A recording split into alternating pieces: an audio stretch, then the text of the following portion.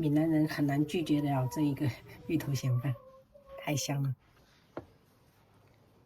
還剩下最後一包，給它消滅了。這樣子，給它切成這種小塊一點。這是上一次我們留的那個玉府芋頭，剛好可以做鹹飯。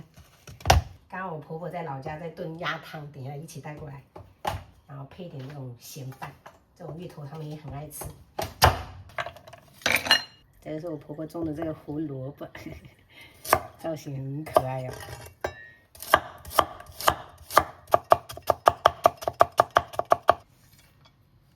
冰箱還剩下2根這種廣式臘腸，洗一洗哈，我們斜刀給它切，跟這些海鮮乾貨放一起就好了。然後再切點这個蒜白，一點點薑絲就可以。然後我就泡了一點這種乾蝦仁、干貝，還有一點這種乾香菇哈。芋頭鹹飯的食材就這一些了哈。然後這個是五花肉，直接給它切成細條。然後蒜苗葉子，等一下直接後面加下去哈。閩南鹹飯裡面很多都是要加這個蒜苗的。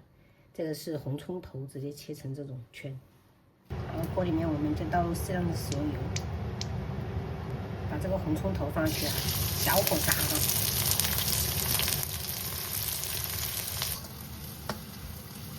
炸到這種就是微微泛黄就可以了，因為等一下它還有余溫哈，光滑。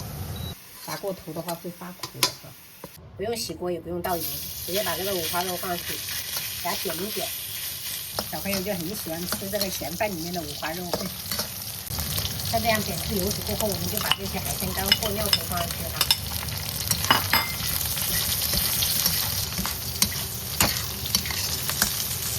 炒出香味以后，我們就把這個芋頭倒上去哈，還有這個胡蘿蔔絲。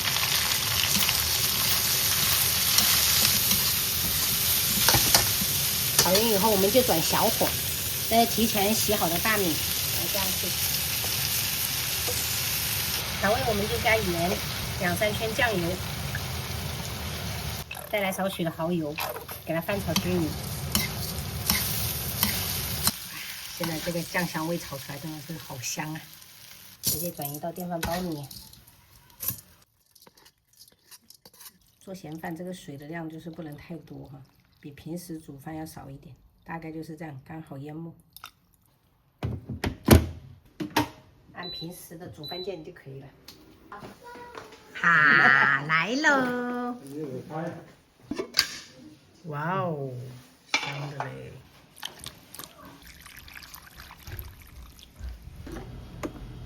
然後我們就把這個蒜苗給它加進去，這個紅蔥頭啊，給它加一些，不用全部加完。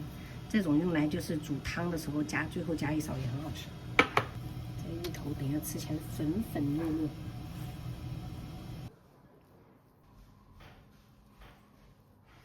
芋頭鹹飯一定要配這種閩南的甜辣醬，小朋友已經在準備了。做了一個海蠣煎，白灼的這個生菜，還有老鴨湯，芋頭鹹飯，開吃。我先。好香啊！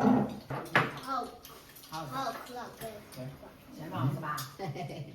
他剛開始看到是鹹飯，還不爽呢。這個哦，他覺得沒有下飯飯。好吃了哦。鮮雞的，我早是鮮雞蛋個，唔是鮮雞蛋的，鮮雞蛋咱無用了。